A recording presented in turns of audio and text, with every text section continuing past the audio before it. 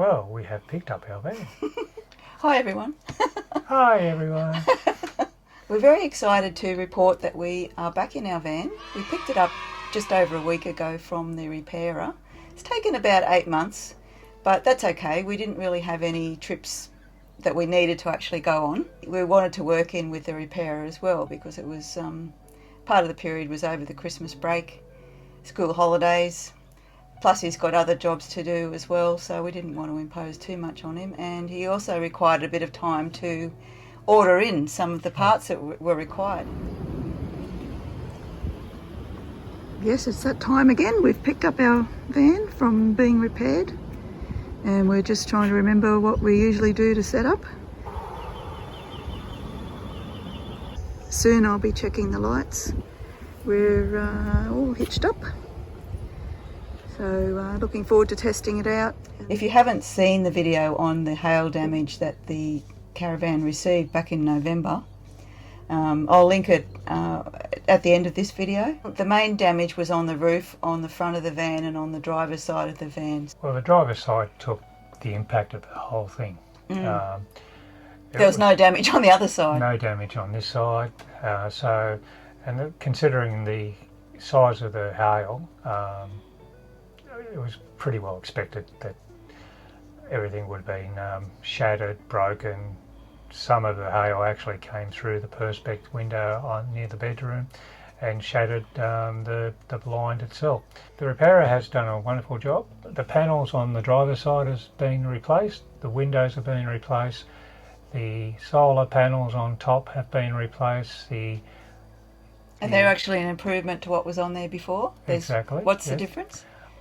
Previously we had 4 by 190 watts, now we've got 4 by 250 watts. We've noticed it because we're off grid here at the moment, so it's really helped keep us fully charged. Had a bit of a look at our solar panels and we've discovered that they are a little bit dirty, so Richard's going to get up on the ladder, which is just there, and he's going to wash them with the mop. Since cleaning the solar panels on the roof, we are now bringing in 49.2 amps, and that's the most I have ever seen it. Got to be happy with that. Oh, extremely happy.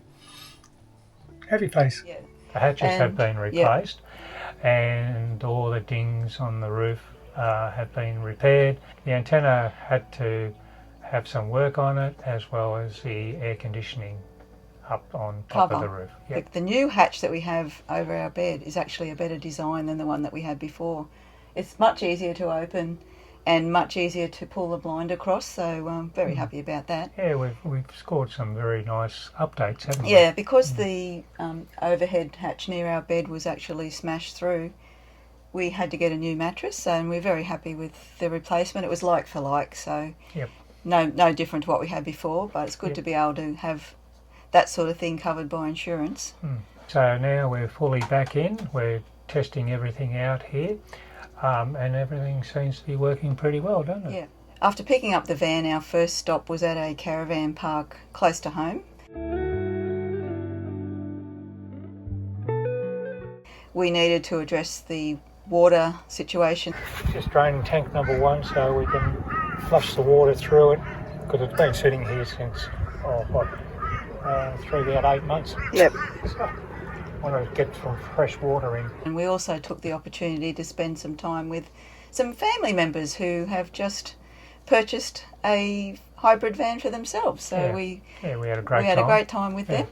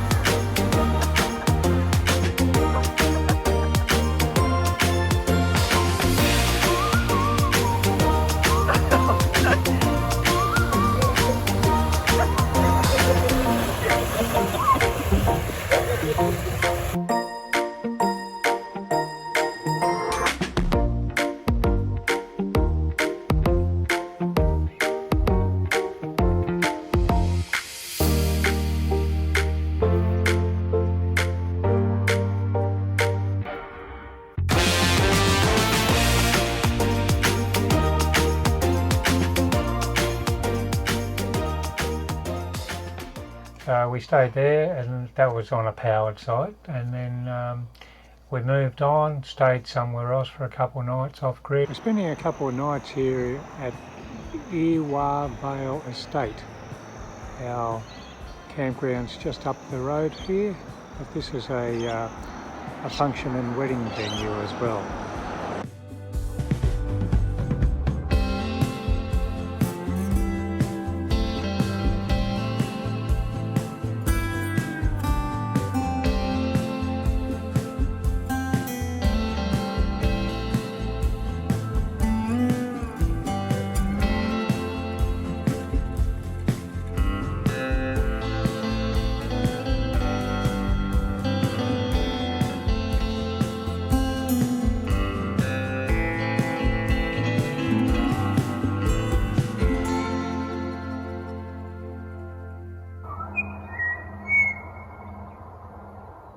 One of the problems we have got, or had, was one of the batteries actually went to sleep and decided not to wake up for a while. So we've got Invicta batteries, so I put in a phone call to their helpline, and they were really good, walked me through a couple of things. The funny thing about it is that I struggled to be able to take off the covers off the battery boxes, and then because I thought I might need to push a button or something to reset it. I didn't have to do that. They just said, don't do that as yet, just try something else. So I ended up putting the covers back on, but I had to push and shove to get them back on, and I think that might have given it a bit of a nudge and it woke up. So it's performing like the old battery did, so it was really good. So because we were wondering why we were getting down to 30% overnight when normally it was around about the 60%, and that was why. Yeah, so, we're only on with the one battery. But it was good that they were willing to help, and we were talking warranty at one stage. Oh, for sure. Yeah, during the time where we were down to one battery, we found that we needed to get that extra power in just to power up our devices, etc. So during our time that we were away, waiting for the Caravan to be fixed, we ended up buying a Blue Eddy. This is a smaller model because we thought, well, this will just do us for a backup system. So we used it. We put the inverter on it, not the inverter, the induction cooker on it at a very low setting, and it cooked our breakfast in the morning, heated our water up for cups of tea and coffee. And I used it for my toast. Our strategy was, if we ran it down, well, we could always just go up to the camp kitchen up here and just recharge it, and all good. But as we said earlier with the video, the battery decided to wake up, so all good. Yep.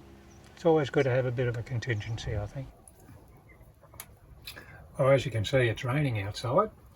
So we opted to bring the Blue Eddy inside to make our coffee. It's sitting there on the kitchen bench. And what happened was that it's only 1,000 watts. So I've obviously got to be careful how much power it draws from the induction cooker. So I had it on hot pot 3, which cycled. It took about 10 to 15 minutes to do a pot of coffee. And used about 15% of its charge. So if it stays like this, we'll continue to just charge our devices. We'll use that to boil the water for a cup of tea, and if it gets down low, I'll just hop in the car, take it up to the camp kitchen and charge it up again. We also had the water pump fail on us. The water pump decided to give up the ghost the other night after I had a shower, and poor old Richard was about to get into his, and it didn't work, but we've been able to isolate the problem. Luckily we're members of the Urban Caravan Owners Facebook page, and there's lots of troubleshooting and solutions that are actually provided by people on that page. We searched it and there was some information about the Seaflow water pump on there, and some of the problems. Apparently it has a known problem with this pressure switch. Yes, so we looked that up. The idea was that if you need to sort of like get your water continuing until you're able to replace the pump, we disconnected the two wires from the pressure controller. Yeah. And just put them together, and it works. It works, but we've got to keep switching it on and off because the pump won't automatically shut off. Yeah. But that's a good workaround until we can get it fixed. And the good thing about all this is that we're learning as we go. So if we were really remote somewhere, we're getting some idea of what needs to be done. So the next step for us is to take the van back to Jimmy at RV Auto Care. At the time that we picked up the van, the blinds that need replacing in the bedroom area, there's 2 blinds that were smashed with the hail. He hadn't been able to source the replacements for that, but since we've picked up the van, he has sourced those, so we can take the van back and get those fitted. And also he's going to, I don't know what he's going to address the problem with the water pump as well. Yes, he's going to replace the water pump for us. One of the things that not having a caravan allowed us to do was to think about our future trips, what we would like to be able to do.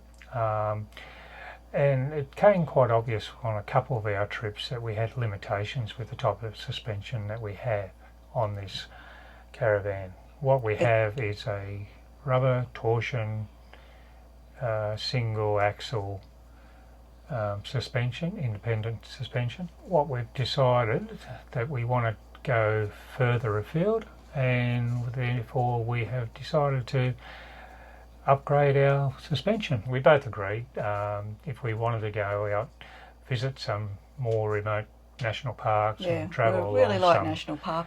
Yeah, and travel along some roads that may have corrugation. So we lost confidence in this particular suspension system. Bumpy, bumpy, bumpy. Woo!